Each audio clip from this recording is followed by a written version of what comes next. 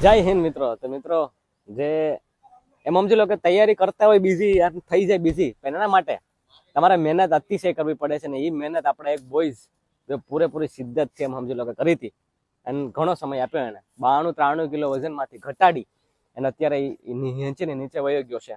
બરાબર, બીએસએફ ટ્રેડમેન્ટની તૈયારી કરતો હતો પણ આવી ગઈ પોલીસની અને પોલીસનું ગ્રાઉન્ડ એને સારા ટાઈમિંગ સાથે પાસ કર્યું છે.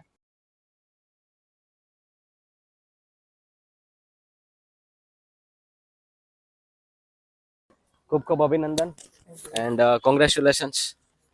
તો સારા ટાઈમિંગ સાથે પાસ કર્યું ભાઈ. શું કહેવા માંગીશ? તૈયારી તો સાહેબ ચાલુ રાખવી જ પડે આપણે. તૈયારી કરતો તો ટ્રેડમિન ને થઈ ગયો આ ગુજરાત પોલીસ. કેટલો ટાઈમિંગ આવે પોલીસમાં? 22:55. કેટલામાં ત્યાં મતલબ અહીંયા કેટલામાં આવ્યું હતું આપણે? અહીંયા લાસ્ટ ટાઈમ મેળ હતો ને ત્યાં 23:50 આવ્યું હતું. 23-50. પછી એને 15 દિવસ થઈ ગયા હતા. 15 દિવસ થઈ ગયા હતા. 23-50 માંથી 22-55 એન્ડ પોલીસનું પાસ કરી નાખ્યું. હોશિયારી બહુ છે. બરાબર, હું દિલથી ઓલ ધ બેસ્ટ કહું છું કે આ વખતે ખાખી જે છે એ આપણી નો જ આવી જોઈએ. બરાબર, એન્ડ આગળ બધી એક્ઝામો પાસ કરવાની જ છે. બરાબર, લાસ્ટમાં શું સંદેશો આપવા માંગીશ? મહેનત કેટલી કરવી પડે? મહેનત તો બહુ કરવી પડે કેમ કે મેં લગભગ અહીં 4 મહિના જેવો ટાઈમ આવ્યો હોય છે. મહેનતનું બીજું નામ એટલે વિલેજ ફિઝિકલ ડિફેન્સ એકેડેમી.